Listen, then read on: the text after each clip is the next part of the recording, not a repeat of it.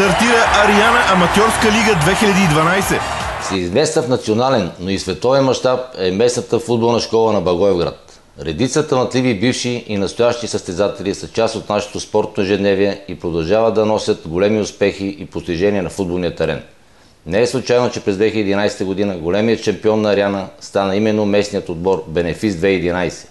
В миналогодишното издание на турнира момчетата от тима демонстрираха и доказаха своите умения силните традиции на Благоевград в футбола, което се допълни и от изявите на техните съграждани от Пирин 2003. Завърши на второ място в регионалния турнир. Благодаря на организаторите от Ариана за това, че събират цялата футболна общественост и развиват футбола сред непрофесионалистите в Благоевград и в региона.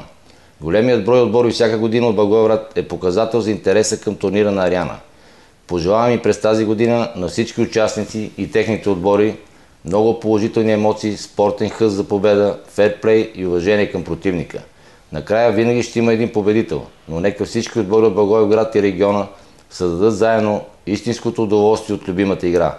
А на верните почитатели в Благоевград пожелавам да наблюдават интригуващи двубои и истински спортен празник на красивия мобилен стадион Ариана Арена в центъра на града. Само в Ариана Аматьорска лига 2012. За повече информация Ариана БГ.